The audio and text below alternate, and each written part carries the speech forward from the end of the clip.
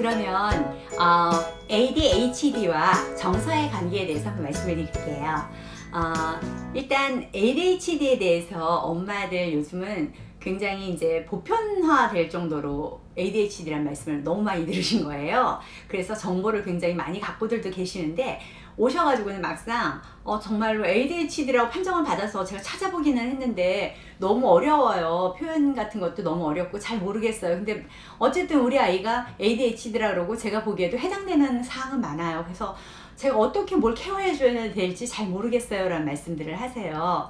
제가 오늘 간략하게 좀 말씀을 드리자면요, ADHD라는 거는요, 일단은 주의력이 부족한 거예요. 그리고 충동성도 너무 심한 거고요. 그리고 행동을 보통 아이들보다 좀 과하게 하는 거죠. 이게 핵심 증상이에요.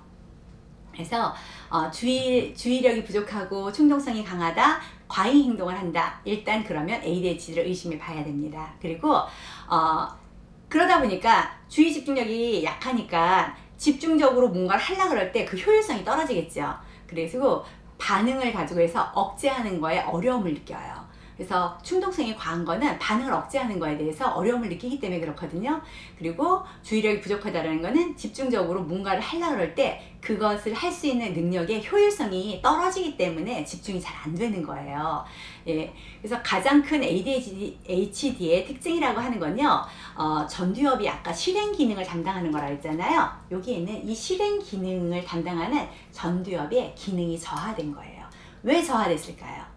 제가 아까 말씀드렸던 것처럼 너무 일을 많이 시켜서 그래요. 과활성화, 항진이 된 거죠. 예, 그래서 ADHD라 그러는 건요, 일단은 우리 아이들이 이 실행 기능이 저하되다 보니까 자기 기능을 제대로 못하는 거고요. 또 하나는 아까 제가 편도체 말씀드렸었죠.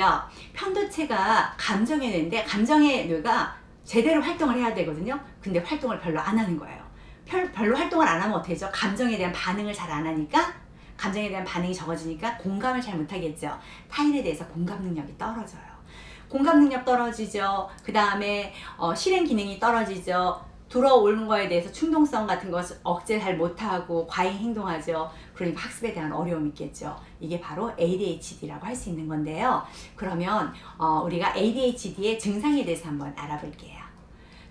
ADHD의 증상, 이거는요, ADHD란 그 주의력이 결핍이 돼서 과잉 행동을 하는 그런 장애를 가졌다, 이 소리예요. 그래서 일단 아까 말씀드렸듯이 전두엽의 기능 저하로 인해서요, 주의력이 부족해요.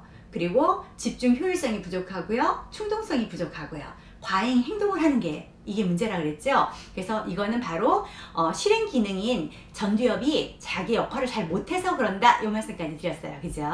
그리고 편도체의 활동이 감정을 담당하는 편도체의 활동이 제대로 역할을 활동을 하지 못하다 보니까 공감 능력이 떨어지고 사회성도 떨어지는 게 바로 이 ADHD의 주 증상이라고 할 수 있는데요.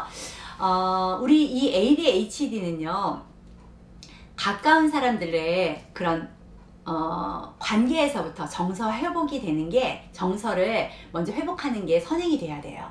가까운 사람이 누구일까요? 네, 바로 부모님과 가족들이에요. 그래서 ADHD의 증상을 보이고 있는 아동의 부모님들은요, 좀 각별히 신경 쓰셔서 그 아이를 일단 조금 더 애정을 가지고, 그 전에도 애정을 가지셨겠지만, 그 아이가 지금 많이 정서가 불안하구나, 안정되지 않았구나, 그럼 네가 지금 중2 애가 안정이 안 돼 있으니까 스트레스를 많이 받고 있구나, 이렇게 봐주시면 돼요. 그래서 이 친구가 힘이 들지 않도록 정서 안정을 하기 위해서 관계 회복을 좀 도와주셔야 되는데, 그러기 위해서는 가족이 모두 다 환경이 되기 때문에 이 가까운 가족들의 그 정서적인 유대관계, 이런 게 먼저 좋아질 수 있도록 좀 도와주셔야 되고요. 또 하나는 그냥 이 관계만 좋아지면 될까요? 예, 그렇지 않습니다. 우리가 학습을 하기 위해서는 기능도 좋아야 되는데요. 어떤 거냐면 그 신경학적인 부분이 좋아야 돼요. 눈으로 볼 수 있는 거. 그래서 눈으로 봐서 제대로 판단할 수 있고, 귀로 들어서 제대로 판단할 수 있고, 내 몸을 내 맘대로 움직일 수 있고, 이렇게 할 수 있는 시지각과 청지각, 그 다음에 감각 운동통합이 함께 이루어져야지만 우리가 이 ADHD의 증상을 호전시킬 수가 있답니다. 예. 그러면 우리 ADHD의 초기 증상을 한번 알아볼게요. ADHD가 증상이 나타난 다음에 오시는 분들도 있지만 나타나기 이전에 저한테 이제 물어보시는 분들도 계세요. 혹시 그 전에 우리 작은 아이가 있는데 그 아이한테 도움이 될까 해서 그러는데요. ADHD의 혹시 초기 증상은 어떻게 돼요, 소장님? 그리고 여쭤보시는 분이 있는데 지금 이제 제가 7가지 정도를 한번 말씀을 드려볼게요. 일단은 아이가요, 좀 잘 참아야 된다 그러잖아요. 인내하고. 그래서 충동성 영역이 좀 발달이 있어야 되는데, 안정화가 되어 있어야 되는데 잘 안 되면 인내심이 부족하고, 그래서 참을성이 없어요. 그래서 매사 조르기만 하고 아니면 짜증을 조금 많이 낼 거예요. 그리고 일단 짜증을 많이 낸다는 건 정서적으로도 미숙하다라는 거거든요. 감정 조절이 잘 안 된다는 거예요. 그래서 충동성을 조절하기 어려워요. 그리고 일단 다른 사람들이 어쨌든 상관을 안 해요. 내 감정이 우선이에요. 그래서 다른 사람한테든 나한테든 중요한 게 먼저가 아니라 내가 하고 싶은 게 먼저예요. 그래서 자기 감정이 우선이 되어서 중요한 일을 가지고 다 하지 않는 거죠. 이런 친구들을 좀 의심해 봐야 되고요. 또 하나는 시간이 있는데 그 시간 안에, 제한된 시간 안에 충분히 할 수 있는 일임에도 불구하고 미루다가 끝내는 다 시간 안에 못하는, 그렇게 미루는 경향이 있으면 또 한번 의심해 봐야 됩니다. 네 번째로는요, 우리 아이들이 내가 지금 이렇게 엄마 뭐뭐 할게 말로만 이렇게 했었던 그런 부분에 대해서 잘 실행을 못했다 그랬잖아요. 그 다음에는 그거에 대해서 문제의식이 없으면 또 안 돼요. 그리고 내가 지금 엄마한테 왜 혼나는지도 몰라요. 사람들이 날 왜 싫어하는지도 몰라요.